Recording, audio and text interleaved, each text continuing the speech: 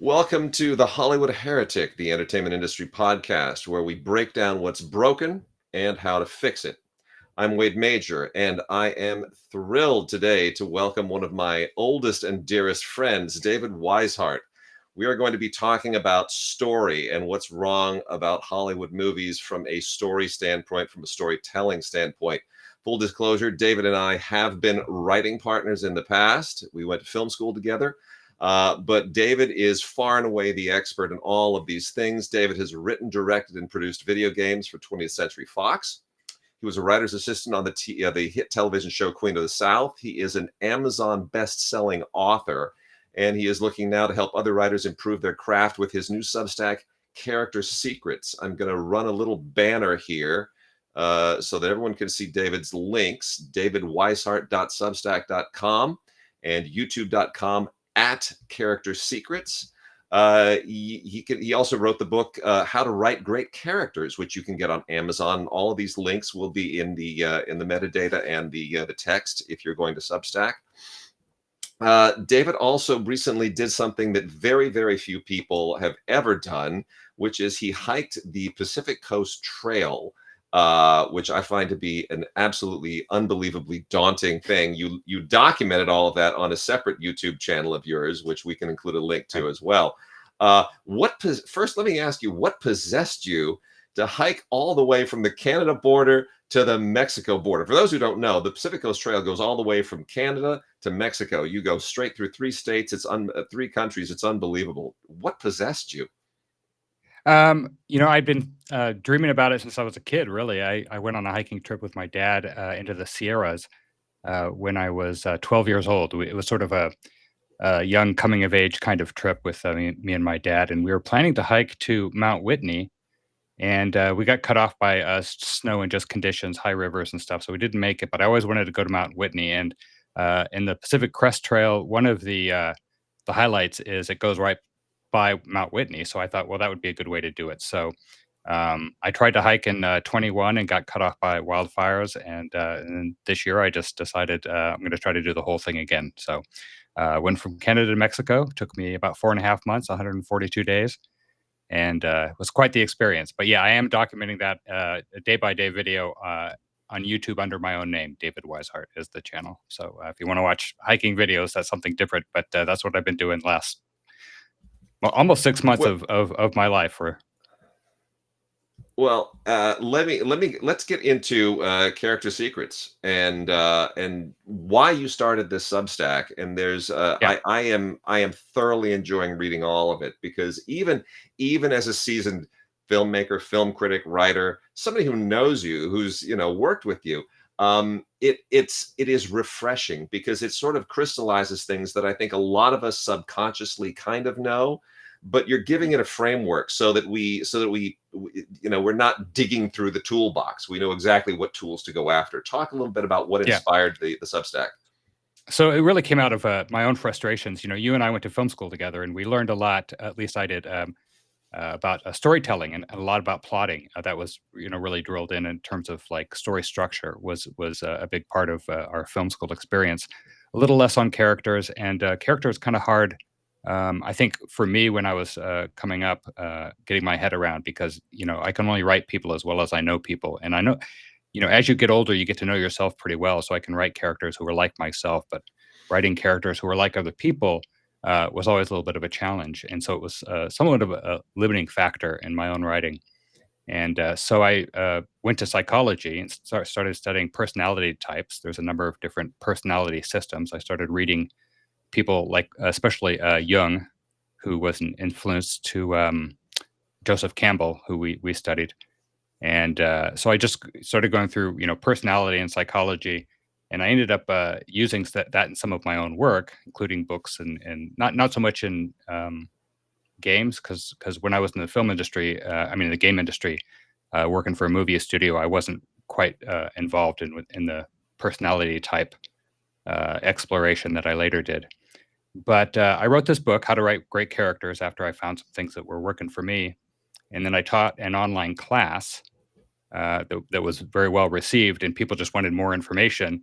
And the response I got to the book, it's kind of a short book. It's less than 100 pages. It's kind of an easy guide. to this system called the Enneagram, which is what I was using at the time. And the main response, although people really got a lot out of it, is they wanted more. It was a short book and it didn't dive as deep as people wanted. So then, and that was like 10 years ago, I published the book. And ever since then, all the readers, the main response is, where's the next book? They want more. And so I've been working on a book called Character Secrets, which is now about 1,000 pages worth of notes. Especially like every time I go see a movie or read a book, I'm taking notes about the personality types of the characters and how the character arcs are working or not working in that movie, and how that affects how the movie, how I receive the movie as a viewer or read the book. You know, so I have all this material, and it just kind of got out of hand. So when I was actually on the hike, I was trying to figure out what I'm going to do. And you were actually the inspiration because you've got a Substack that I've been following. And I thought, well, maybe this is a way I could write the book in public and get some feedback and take all these notes that I have and just, do short form articles of, 500 words or 1,000 words or 2,000 words at a time, and get my ideas down in something less than what a book chapter would be, and just and write it in public. And eventually there'll be a book. But even if I never get around to the book, at least I've got my ideas out there. And I remember seeing an interview with the author James Clear, who wrote Atomic Habits. And and that was a best-selling book that I had read and liked, about how to use like micro habits to improve your life. And he had been writing a newsletter, I think, on productivity. I subscribe to his newsletter now, but I don't know what it was before the book came out. And he ended up taking some of the stuff from his newsletter and turning it into the book. I thought, well, I've got all this stuff for the book, and I'm not going to write 1,000-page book, but maybe I can take some of this material and just week by week start putting stuff out there, and then seeing what the response is, and have that be a guide to what I should include in the book and what I should leave out of the book. What are people really interested in, and what's helping other writers the most? It's outstanding. Well, it's all really good stuff. I You have a great definition of story, and we all sort of have a definition when we get asked what is Hmm. story. And when I have I taught film history at one point.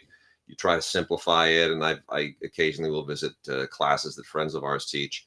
And you always try to simplify it in a way that isn't over that gives the aspiring writer a grasp of what a story is, but you don't overly impose too many external ideas and restrictions on them, so that they still have some creative latitude. Give me your definition of story, because I think it's a really good one. Okay, yeah, this is a simple sentence that I read somewhere, and I if somebody can tell me where this came from, it'd be great, because it's forgotten in the depths of my memory, where the actual attribution belongs. But the simple definition that I like is, somebody wants something and has a hard time getting it.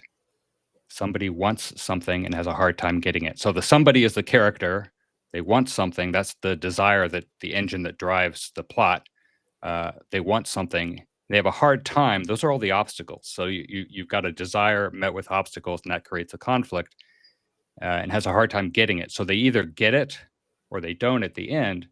And so that, for me, I like that definition, because it comes from character. Somebody wants something and has a hard time getting it. So once you know who the somebody is you're going to write about, and I think you really have to nail down what they want, because that's really what's going to drive the plot. Typically, if your plot is being driven by character, and I think it should be, it can start out being driven by external things. But if your character is always reacting and not acting, at some point they've got to act. And So that they usually know what they want. They don't always know what they need, and this is something we learned in film school as well. Is a character has something they want and something they need, and the character will very often know what they want. They want a promotion, but they won't know what they need. They want the promotion, but what they really need is acknowledgement, or they need to find love, or something like that. And so, whether they get the promotion, whether they get what they want, in a satisfying story, they should get what they need. So I keep tying things back to having the character drive the story as much as possible. And now when I'm plotting things, I'm always going back to the character and saying, like, what would they do? How would this kind of person react in this kind of situation against these kinds of obstacles? So I love the separation between what a character wants and what they need, because that is I think one of the things that draws us to stories in the first place, what draws audiences, and this is getting into where I think we need to talk about how Hollywood has sort of lost touch with the audience in many respects.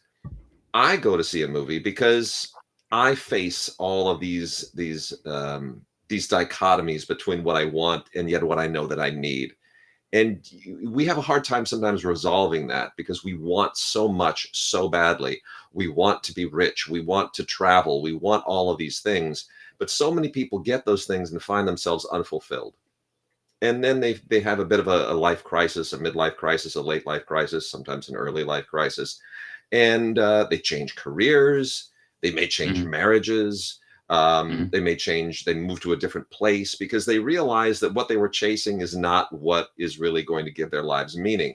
And when you see that wrapped up in a movie, and I think It's a Wonderful Life is sort of the perfect example of that, Right. right? Yeah.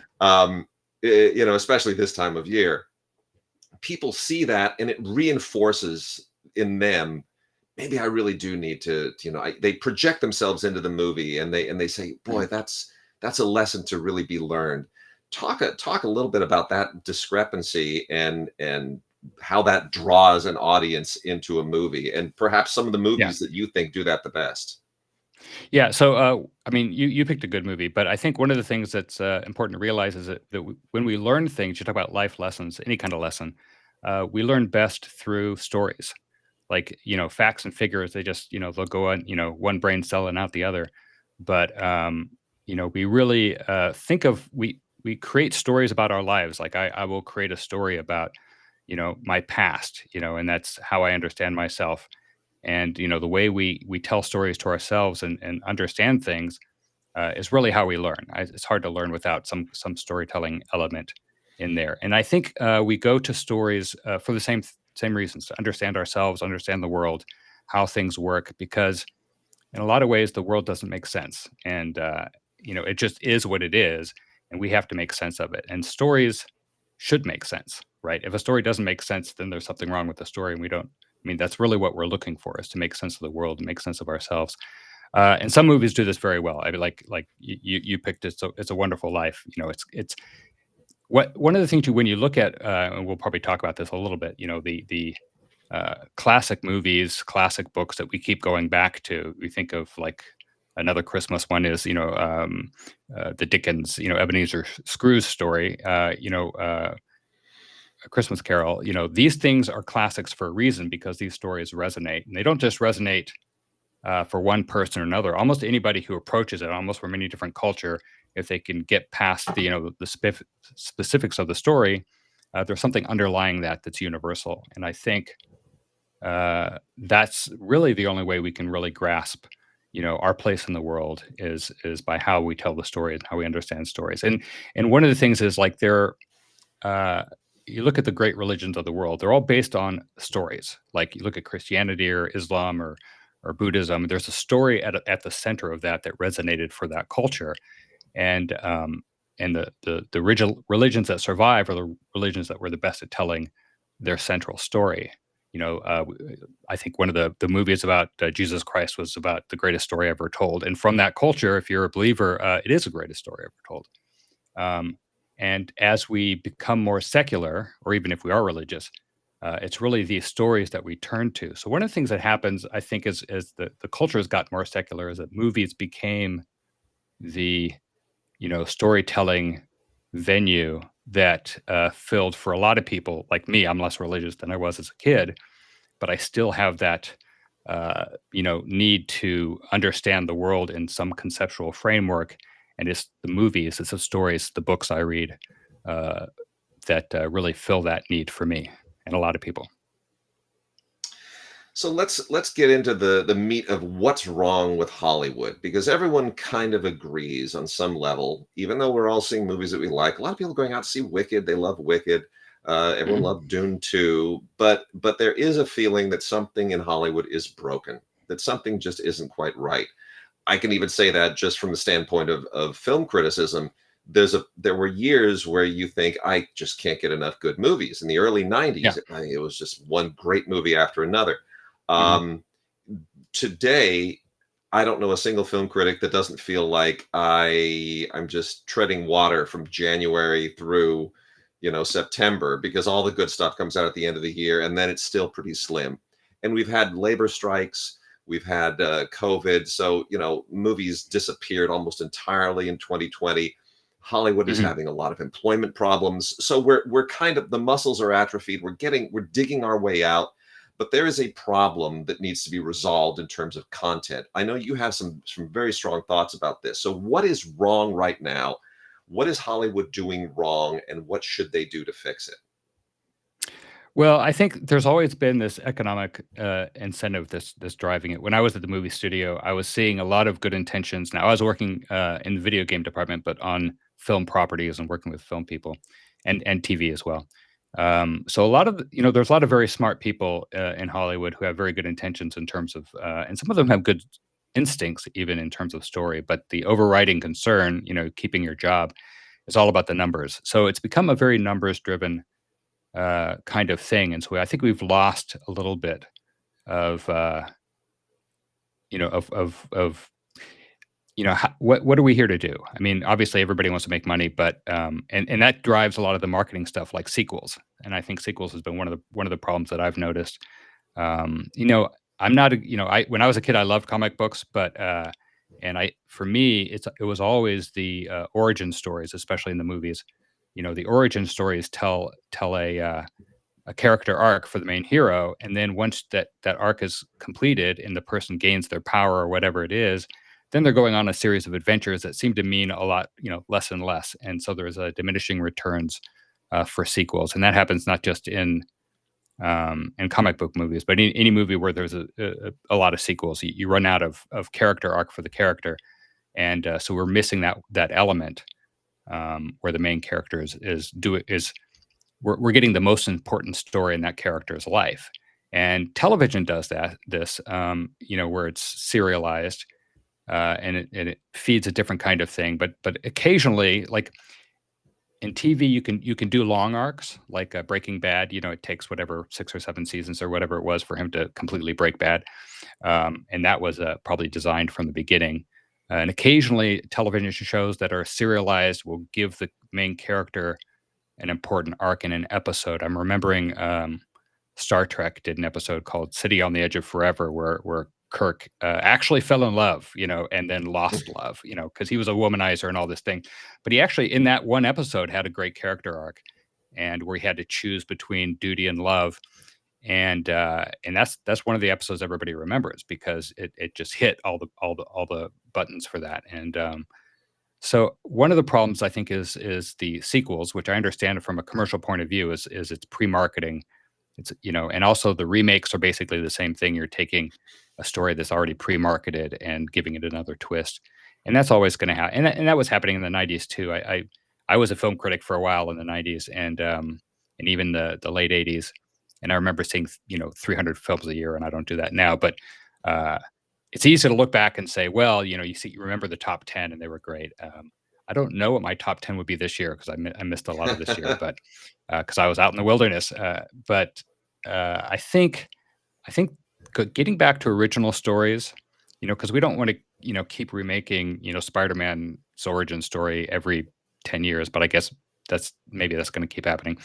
But maybe it'll run itself out like the Western did. I don't know. I mean, you can burn people out on the same kind of stories. And I think there's been a generational shift as well.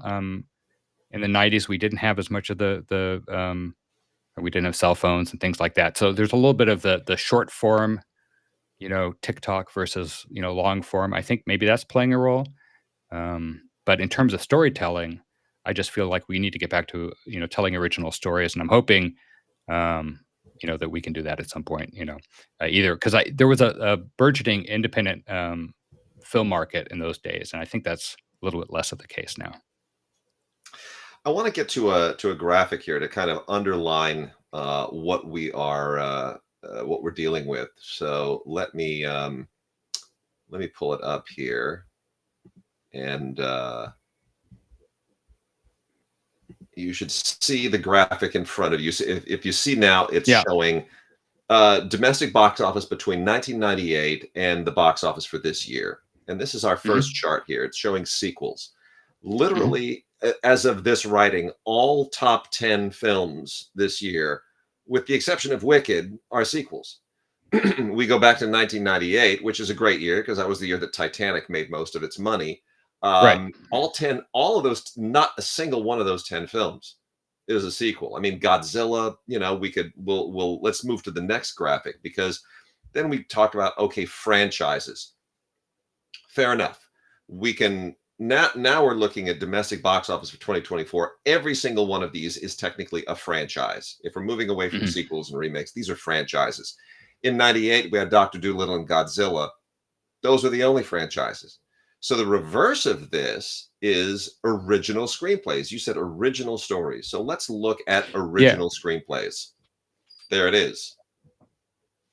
There it is. I mean, in 1998, everything except for Dr. Dolittle and Godzilla was an original screenplay. This year, there's not a single original screenplay in the mix. So, thoughts? Yeah. I think that also has a lot to do with the market. I mean, the life of a screenwriter these days is very different from what it was in the '90s, where we had the spec script sales and things like that, and writers were originating a lot of the projects. I think the origin, a writer is not originating Wicked. I mean, it was originally a book back again, '80s or '90s when that book came out, probably '90s. But we're still, remaking that. One of the things I noticed is, so I was actually at Fox working, doing video games when Titanic came out, and I worked on a project with James Cameron related to the Titanic. It was a interactive documentary using some of the film assets. But so I was there during that time, and I remember reading, and it was like super high secret, the James Cameron project, and I read the script. Meant he wrote this, almost like a novel kind of pitch for the movie, and it was basically a book, and it was very novelistic. And I read it because we were looking at where we were going to do video games and stuff, and it was like I had to read it under lock and key, kind of like what the what you would do in the CIA or something, because very few people were allowed to read it at that time. And I read it, and everybody was asking me is like, even like my boss hadn't read it, and he's like, "Well, what do you think? Is it going to be a flop?" Because everybody was worried about how much money was being spent on the movie, and I'm like, this is a really good story. I think that's going to connect with some people. And and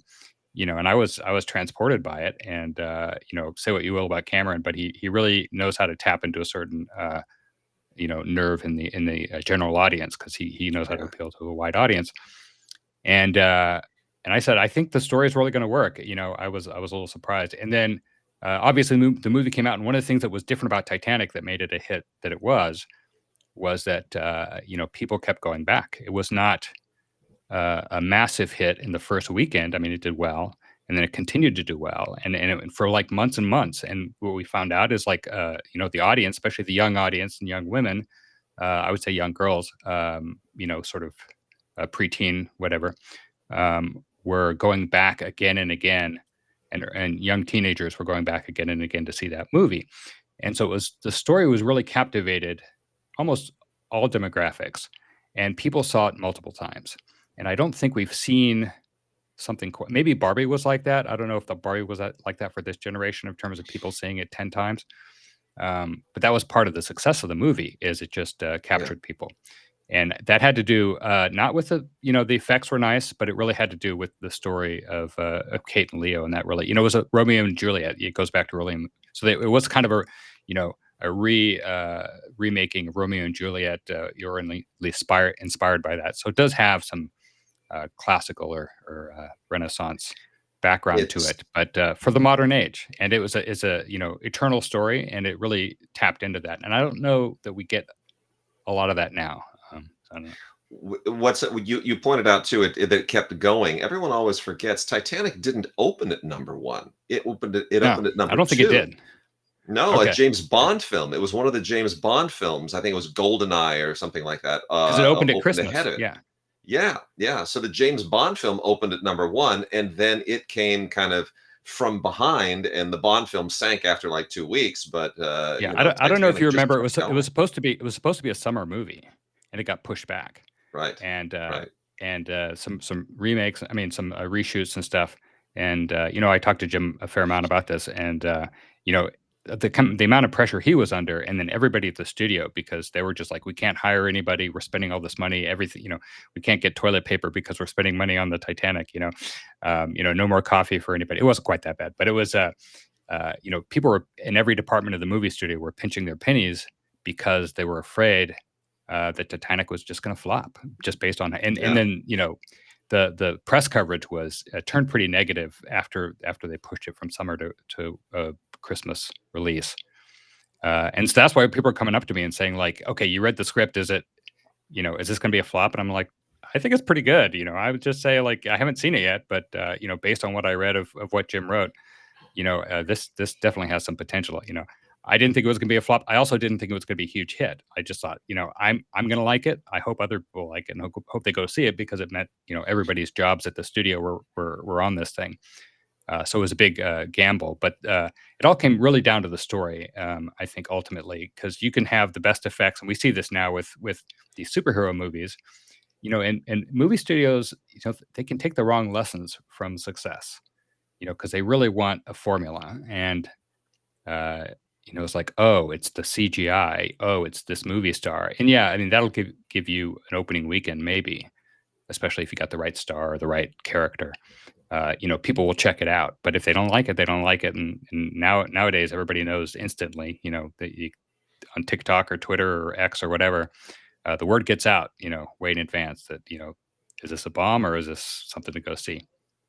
That's true. That goes back a few years, about 10 years, where they used to have formulas, right? That if you released a film in a certain number of theaters on a Friday and so forth and so on, all they could more or less already know Friday night what it was going to do by the end of Sunday. But then social media Mhm. kicked in, and pretty soon they were seeing numbers collapsing between Friday and Saturday because word of mouth was so much more fluid than it had ever been before.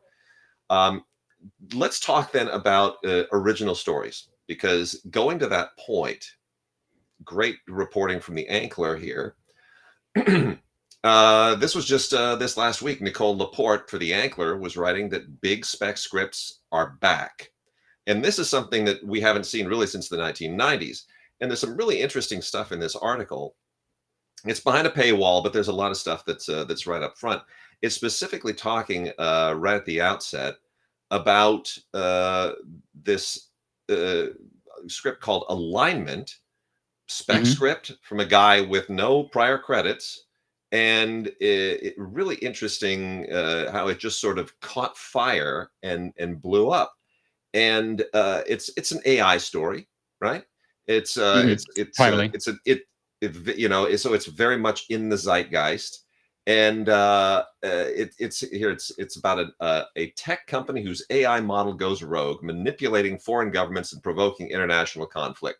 A board member and a fledgling software engineer have just 36 hours to convince the company to shut it down before things get worse. Now, there's a lot to sort of unpack there, but let's first talk about the spec market, because the spec market was once huge in the 1990s. Right after we Yeah. got out of school, it was huge. Shane Black was selling, The Last Boy Scout. Joe Esterhaas was selling specs just about every 6 months. It was a huge, huge market at that time. Yeah. And then it went away. Why did it go away, and why do you think it's coming back? I wish I had the answer to that. First of all, I'm glad it's coming back, because I think having writers incentivized by the spec script market to create original material that's from the heart, from their own experience, from their own culture, whatever it is, that also obviously has to have a commercial angle to it somehow. Um, I think that's just going to be a positive. Whether or not the movies get made, it's a positive thing for writers to, because people have been writing specs, but they've been using it as samples to try to get uh, a job on a superhero movie, right? So I mean, you want to be the person who gets hired to do the next X-Men or whatever.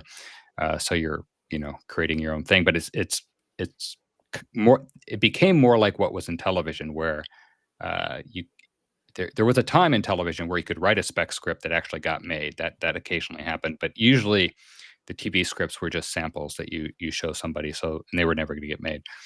And I think the movies must have. I'm trying to remember, because I left the movie studio in 2000. And so that was before the big change. There were still some specs, that could sell in those days, but this was right near the end of that spec market. I think they followed more of a television model. I know that they started doing things like writers' rooms, much more in-house development.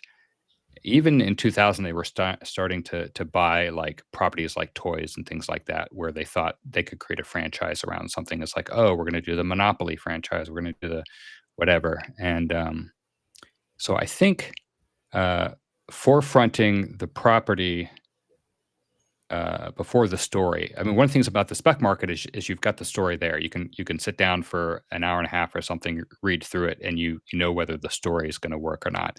You don't know whether the film's going to work. Lots of things can happen, with casting, and is it the right director? Is it the right budget level? And is the studio going to get behind it? But you start off when you have a spec script that's hot. Everybody can agree. Oh, this is a story that could work, um, rather than this is a toy that we could maybe create a story around. And then, you spend a couple of years trying to figure out what that story is. So I think starting with story and letting the writers come up with their best take on, what would make a great movie. It's obviously never going to be the entirety of the market, but just to have that there, I think will infuse a lot more great storytelling, into movies. I'm hoping the trend continues, obviously. Yeah, I mean, certainly looking forward. It seems like the risk tolerance may be returning a little bit to the business. I think having more artists and more artistically inclined people. David Ellison is a film school grad. He now basically owns and runs a studio. I don't know that that's ever happened before. So Paramount, Well, I I can think, tell is you, going to be an interesting place. when I was at Fox, the president was Bill Mechanic, and Bill Mechanic was a film school grad, USC, and he was a big, he loved movies, and he made a lot of big bets, including Titanic, based on his love of film, and some of them paid off and some of them didn't. I know one of the movies that he really loved that I liked a lot was the Fight Club, which came out about that same time when I was there. And I can tell you, it has, it's considered sort of a classic now. I think it's a great movie, not for every audience, obviously. It's not Titanic in terms of its appeal, um, but I can tell you that the word got around real quick that Rupert Murdoch hated that movie, and it's probably one of the reasons that Bill Mechanic's, was on a short leash. He hated the movie because it was a anti-capitalist statement.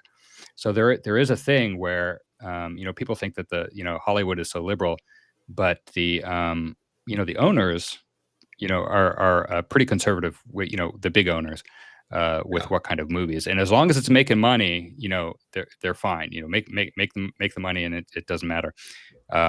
But if the movie's a flop, and Fight Club did not make a lot of money, but it was a great story and a great film, and that definitely kicked back. So I know that Bill Mechanic was definitely a film school person. Probably helped him and hurt him because he took some bets that were that I approved of. Because I'm like, hey, this is a great script.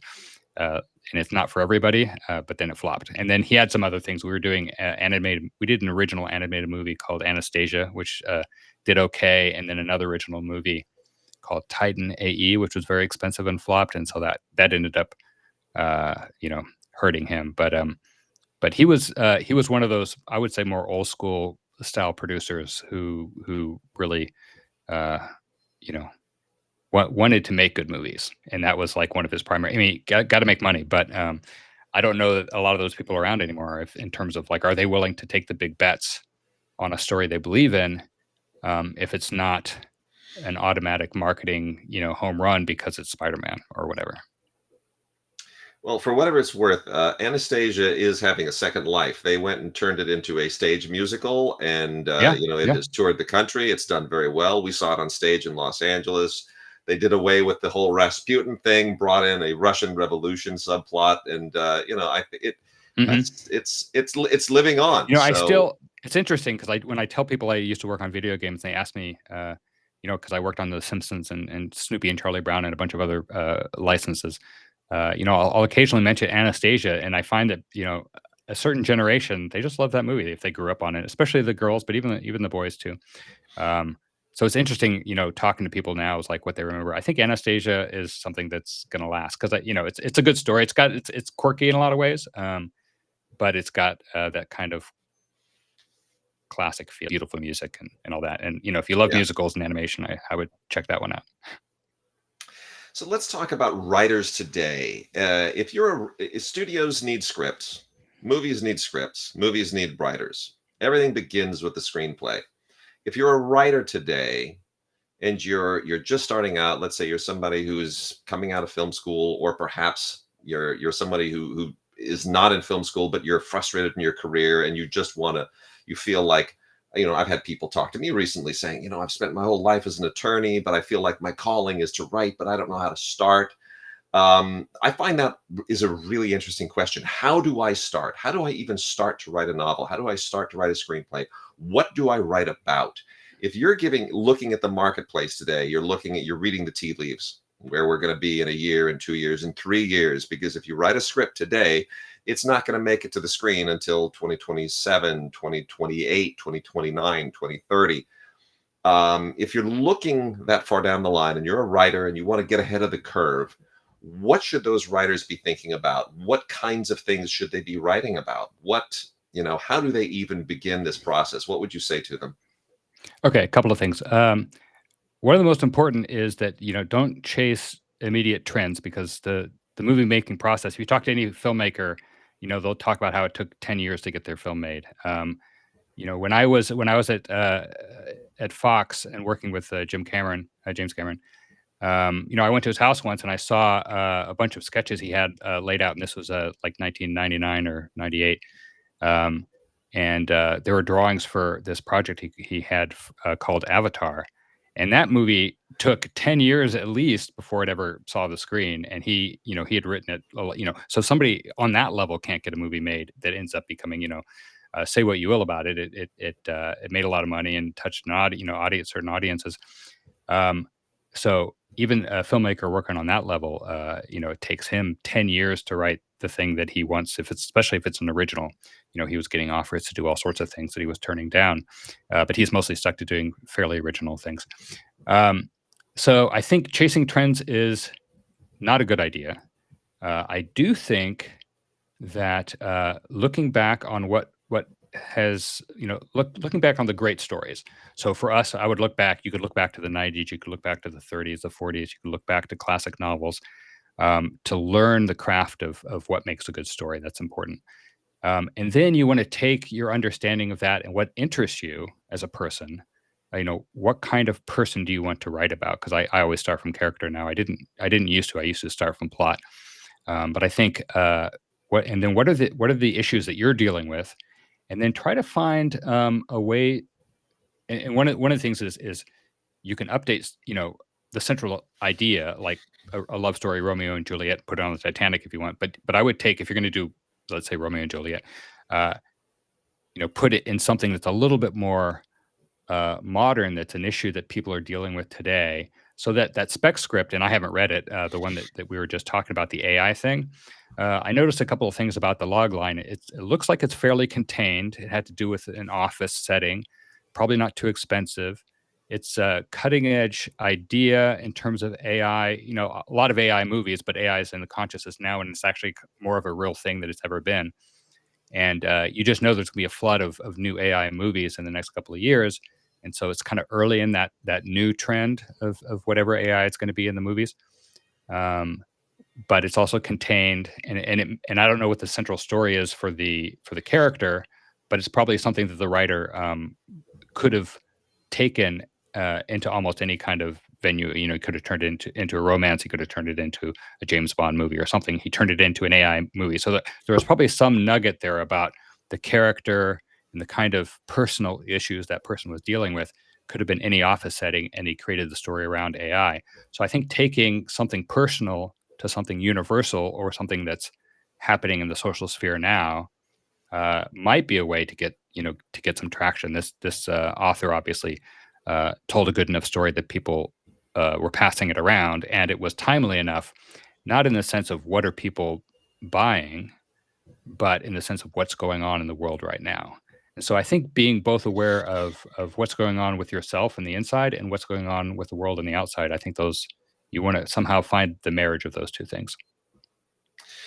That reminds me of a conversation that I had. Our friend Ray Green, who teaches a class at Hmm. Loyola, I went and talked to his class after a screening of the Merchant Ivory film, and it was a very interesting conversation, zeroing in on Remains of the Day. And I said, "Look, Oh, yeah. I want you to there's a lesson to be learned from Remains of the Day, and I want you to kind of give me your thoughts on this." I said, "This is a quintessentially British film, a quintessentially Hmm. British romance, Hmm. okay, made by two gay men, one of them Yep. American, one of them Indian, scripted by a German, based on a novel by a Japanese-born Japanese. author who grew up in the UK." Hmm.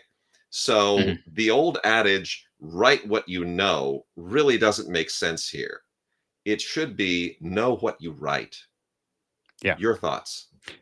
I think okay, so that brings another. So I think expanding the horizon of what you read or what you watch.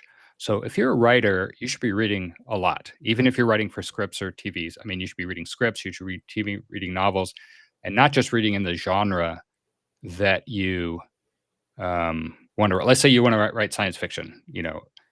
Don't just read science fiction. Read the classics. Go read Dostoevsky. Go read James Joyce, whatever. So read widely because what the genre needs is things from outside the genre because the in movies and even in genre novels they tend to get a little bit insular. If you read romances, and I've read quite a few, it's really they're kind of the same story over and over again, which is what the audience wants. But in order to elevate it, you've got to bring something else in. So, Romeo and Juliet on the Titanic, or a great romance in the Civil War and it's Gone with the Wind. So the things that really transform a genre are the things that combine elements from outside the genre, from different cultures. I mean, that's obviously something we've been working towards, and it can be done well or can be done sort of slapdash. I think a lot of these things are, just changing the casting isn't enough. But I think expanding your own horizons in terms of your own influences, I think will uh, give you a broader palette to paint from. Let's talk about executives, because you've been in the inside the belly of the beast, and you've been on television series, and you've sort of seen how people react to writers and work with writers. And I think one of the problems that we don't talk enough about is that a lot of the people who are in these positions where they have to work with writers, creative executives Mhm. or producers, that they're not very good at dealing with writers. They don't really understand where writers come from. You've seen it from both sides. What are the lessons that you think that creative executives and others need to learn about writers and how they should change the way they work with writers? Yeah, I think it's interesting because what I perceive sometimes and this might not be right in all cases, but kind of like fear of because there's a kind of magic to writing and a kind of mysticism to it, and if you're not somebody who writes regularly, um, but appreciates writing, now it's not deprecating it. I think there's a certain mystery to it. I think it's good for the executives to study as much as not just read screenplays, but and some of them do come from a literary background where they're particularly well read. Most of them are very highly educated. The ones I've met at the major studios, they're all, Ivy League and so forth.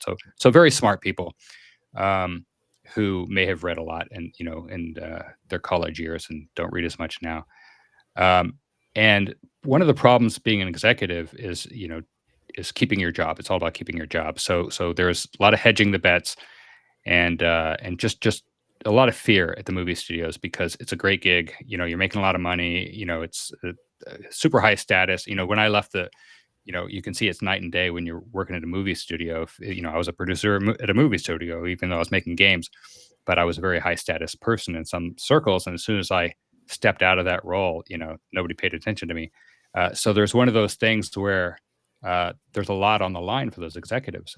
So I think a lot of the decisions are made out of fear, and especially things like rewriting, not trusting the writer, trying to get a more name recognition writer. There's a saying, uh, nobody ever got hired for, nobody ever got fired for hiring McKinsey, which is the idea that, you bring in an outside consultant like McKinsey to your business, and it's an automatic thing whether or not it makes sense or not. So, and you get the same thing now. Nobody never gets fired, for hiring Scott Frank or whoever the big writer to Right. rewrite the script is. So there's the development process has always had that element to it. Um, and so I think the more the executives know and understand storytelling, I think that can help films a lot, because then they can work with one writer over the course of years or whatever to get a certain story working. And what happens obviously is, a star gets attached or a director gets attached and they have their own ideas,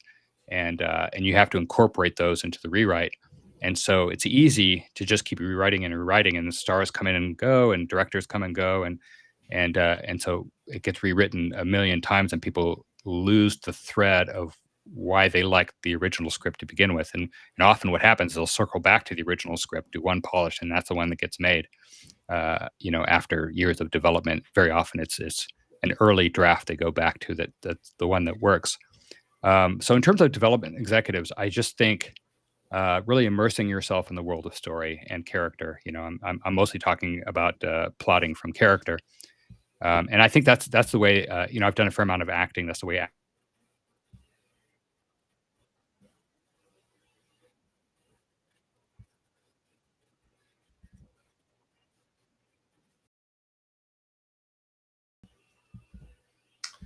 I think we may have lost your video feed. There we go. I got the video feedback. Okay. So then talk about current writers, current filmmakers. Who is there anybody right now that you would point to and say this is a writer that people should pay attention to? This is a filmmaker people should pay attention to. Who's doing it right now? Is there somebody that's kind of a beacon for the future? I think you have to look at like I look at a film like Arrival and Dune. I think those work with how do you say his name? Oh, Uh, Denis Villeneuve. yeah, it's French. Villeneuve. Um, his stuff is usually great. I mean, he's a filmmaker with a particular vision. Obviously, he brings in his own writers. He works closely with writers. But if you look at a movie like Arrival, where I'd read the short story or the novella, and then I read the script, which was a really good adaptation for the medium. They made enough change. They made smart changes to it, and it was one of the hot scripts too. And then the director came on and really, I think, understood what he was directing. And you see it with Dune, and you see it with basically all his films. He's a director who understands story particularly well. And I don't know, I'm not an insider on that process. I think a lot of the writers that I respect a lot have moved out of film and into long form television. I'm thinking of like Scott Frank, for example, who made a lot of, he'd written a lot of big movies. Did what was it, Queen's Gambit, which I liked a lot. That was a few years back, and I think that movement from A-list screenwriters, most of them aren't. I think are not making the big. I mean, I'm sure they're script doctoring and things like that, but they're not doing as many original films as they would have done in the '90s. They're really doing these long form TV shows, and I think that's for a lot of the writers, if they have the kind of creative control that some of them have earned. A lot of those projects have turned out very well. Think of Chernobyl and those kinds of things. Sure. They don't all work, but those are the kind of writers that I've been particularly interested in the last, I would say, COVID and post-COVID. It's been a real tough time for the industry, in terms of writers. I mean, who's had a really like long career as a screenwriter? I mean, you move into TV or you move into directing or something. Um, I'm not sure I know who the writers are who are like the A-list writers who have stuck with just screenwriting. What about classic movies? If you're going to give somebody, you talked about, immerse yourself in classic literature and so forth. Let's talk about classic movies. If somebody wants to, I'm always critical of a lot of the books on screenwriting that'll say, oh, Casablanca is the model that you need to follow. Well, if you don't Mm, like Casablanca, but you really love Texas Chainsaw Massacre, then right. I would say go watch Texas Chainsaw Massacre and learn from that. Right, which So which is a is there, classic of its own in the genre, right? So yeah. that's I mean, if you talk to genre fans, they will have their own definition of what's a classic in that genre. So that's important. So let's, is there, are there films, are there classic films that we can broadly recommend to people to say this is part of the canon that you should be aware of, even if you're not going to write something like this? It's good to have it sort of added to your mental toolbox. Are there films that I'll you tell would say fit yeah, I'll that? tell you a story. It was pretty interesting. I was working in the writers' room. I was the writer's assistant for Queen of the South, and we were doing it's a crime. It was a crime. It's over now, but it was a crime series with a Latino cast and subject matter. A drug cartel with a female boss. And when we were in the writers' room, I could tell you all the writers in there. I would say almost without exception, we were talking in terms of classic films. Like we would come up with an idea, and we would reference movies, and obviously we reference things like The Godfather, which was a crime story that had family at its center, which was what we were doing, and so we were trying to do something that was a crime story with family at the center. It was in this case a workplace family, and uh, and so even in the writers' room, the writers there, we were always referencing, what's the latest movie, and it wasn't so much about coming up with ideas. It was like the feeling that you got from this movie. How can we get that feeling in our show? For this kind of scene. Um, and so, just having a broad knowledge, I don't think you can point to, a few films. Although, something like the AFI, top 100 list is a good starting point where you can actually see these are films that uh, if you don't respond to all of them, that would make sense. I like most of those movies, and I'm big movie nerd. But if you're going to go into the film business, I think, especially as a writer, you have to know the language, and the language of movies is classic movies. The directors will refer back to The Godfather or Lawrence of Arabia or It's a Wonderful Life. I mean, a lot of these movies we know anyway. But if you haven't seen Citizen Kane, which you may or may not like, I happen to love it. You should have at least seen it because people will be talking about it. So if you want to go into the film industry specifically, um, I would watch a lot of, just take that AFI list, and they're so. I remember when we were in film school, it was so hard to see these films. They would come around, once a year at the local Cineplex and stuff. Is like, oh, I can see, Citizen Kane again, because it came, nowadays, you can rent them, you can stream them. It's just the only cost really, a couple bucks and a couple hours of your time, and I think that's a good investment. So I would urge people to find filmmakers they like, find film genres that they like, and then just do a deep dive into that, and just follow your interests because that's where the energy comes from to create your own thing. What are your thoughts on AI? Because, and I'll tell you a story here. So, a friend of mine does a fair amount of independent films and teaches as well. He and his producing partner were struggling with a script they had that they just weren't happy with the quote unquote third act. And Mhm. I am very much our former professor Howard Suber, who recently hosted the TCM series, The Power of Film, based on his Yeah, book, great right? series. Watch that series. That Great, was that. I would great recommend that. series. Yeah, and produced by two former classmates of ours as well. Howard What was it Suber, called? very famous. The Film Power of Film. structure, was that the Power Power of of Film? Film. Okay, yeah, Yeah. yeah. And Suber would very famously say, just because a movie has a beginning, a middle, and an end doesn't mean that those are three acts. Don't Mhm, get hung mhm. up on this three act thing. So I take that third act thing very much with a grain of salt. But he said they couldn't basically figure out the ending, so They just asked AI, they asked Chat GPT how it would finish it, Mhm. and it gave them an ending they were very happy with. And Yeah. I cringed, and he could tell that I was cringing, and he laughed at it. Mhm.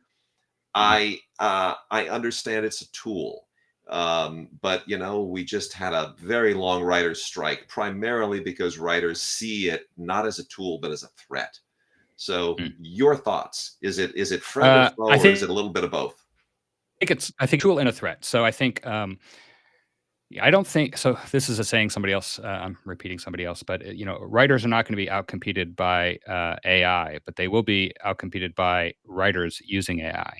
So I think it's worth getting familiar with the tools. Now, one of the things, like when I was in the TV writers' room, a lot of what we did was just brainstorming. It was just come up with lots of ideas, and then trying to see what resonated with the showrunner and with the room, and bouncing ideas off each other. I think brainstorming is something that the current state of AI is pretty good for. You could say, give me 20 ideas for with this character in this room with this situation, and it'll just spit out a bunch of stuff. Now the first 10 or 15 are just going to be the most common things that you would have thought of anyway. But there might be something in there that even if you don't use it, could spark your own idea. So I think the brainstorming thing, because I would do this anyways. Like when I'm stuck on a scene, I try to come up, just write down 20 ideas and not worry about whether they're good or bad. Just come up with a big number, and then eventually set it aside, come back, and maybe that'll spark something later on. So that's a creative tool that doesn't require AI, but AI just makes it faster. I think on the technical side, AI is here to stay. I was going through my old online video, which I'm posting on Substack, and now there's AI in Premiere Pro, which is the editing software, and now I can go through, and the audio quality wasn't great, and the AI could make the audio quality better than it was when I recorded it 10 years ago, a little bit. So those kinds of things were at the margins. It's improving things. That's going to be everywhere. It's already going to be in every piece of software. I mean, you can't Google anything now without getting the AI answer. So if you're trying to avoid AI, you're going to have to avoid modern civilization. But I think the thing, and I've experimented with like having it write stuff, and I've used different tools, and the writing's not very good at all. Um, so I don't think writers need to worry too much about that yet. But I think it could affect things like how many writers get hired in a writer's room. I mean, that idea of one writer writing an entire series with the help of AI, generating ideas. Now, what it's actually doing is it's taking these large language models have basically taken the entire internet, so this linguistic data, and it's not, people think it's stealing, but it's really pattern recognition. So it's finding patterns in the data, and so what it's going to come up with, like if you ask it for like to fix your third act, it's going to come up with the most obvious answer, and sometimes the most obvious answer is perfectly fine. um, but to get a creative answer, the AI doesn't have world experience. So it's something humans can bring to storytelling is their own lived experience. The AI has no lived experience. It only has what it understands from what people have typed on the internet. And there's also one of the AI, Open AI founders was talking just last week about how they've reached the limit of data, because there's only one internet, and the AI has it, and it's been using it, and they can tweak it a little bit, but we're getting to the point where they're going to start using synthetic data, which is the AI generating its own stuff, and it's hard to see how that's going to work. Maybe it'll work, but they're running out of data to train the AI. So the AIs are going to get marginally better on things like writing. They're going to get much better on things like computation. Like the early versions couldn't do math very well for some reason, and they're much better at that. So I think you're going to see a lot of improvements. You're going to see a lot of like short form videos that like look cool on TikTok and that kind of thing. I think long form storytelling, TV series, movies, something that comes out of a human experience, I think that will go on to have a life. I don't know how it's going to affect jobs. I think there may be fewer jobs. That certainly seems like a threat. So I think for the people who can get the jobs, it makes their jobs easier, and it's going to make it harder to get those jobs. That's my guess. To bring this kind of to a close, what are some of your favorite screenplays and movies? What gets you excited? I keep going back to the ones I studied. Godfather, Lawrence of Arabia. A lot of the comedies. I like a lot of the silent film comedies that are more physical than they have scenarios and not scripts. I'm reading more books as I get older. I'm spending a lot more time, going back through classic literature and getting a lot out of that. Every year there's a few films that I really love, but fewer and fewer, and they're mostly the original films. I'm less drawn to even when they're well done, I'm less drawn to the comic book movies, but that may be a fact of my age and just having seen so many of them. One of the things I notice that happens when you're a film critic, when you're seeing, and as you do, 300 films a year, is you're really the things that you remember, are the things that stand out as being different. And even if something's well made, if it's too much like everything else you've seen, it kind of fades away, and it's like, oh, another one of these. Yeah, it's well made, but something that comes totally out of left field but works. Now, most of that stuff that comes out of left field doesn't work, in one for one reason or another, or maybe it doesn't work for you as an audience. But I'm really like I haven't seen what was it, Megalopolis. I may hate it, I may love it. I don't know. It came out when I was on the Pacific Crest Trail, so I got to catch up on those. I'm looking forward to A Complete Unknown. I think that's one of the ones I'm going to see over Christmas. It's Uh, very good. is it okay? Because Yeah, that's one that like I saw the trailer and I'm like, yeah, I think this might be my kind of movie. yeah. Um, so I've seen fewer and fewer movies over the years. I saw a bunch of stuff on streaming, during the COVID years. It's been a couple years since I've seen, 50 movies a year like I would normally do. And I think that just has to do with the sequelitis and, you know, uh, getting a little bored with the superhero stuff, personally. David Wisehart, thank you for joining us. You can be found online at davidwisehart.substack.com. That's your character secret Substack. Yeah. Character secrets on YouTube is youtube.com/at character secrets. You're also at youtube.com/at David Wisehart to see you doing crazy things like hiking the Pacific Coast Trail, which I will probably never do in my life, but gosh, I admire you for doing it. It was And fun. I recommend it. uh, Right, just take a hike, go on a day hike or something. day hike would be easier. And then, of course, your book, How to Write Great Characters, at Amazon.com, and hopefully more books yet to come. David, thank you for being with us today. And for everybody else absolutely everybody else watching this, anyone viewing this podcast who has not subscribed to the Hollywood Heretic, please do so by visiting hollywoodheretic.substack.com. That is there it is, hollywoodheretic.substack.com. And please consider becoming a paid. Oh, well, thank you. I don't miss any of yours either. Please consider becoming a paid subscriber for access to members only content and podcast episodes. Until next time, please go out and make movies matter.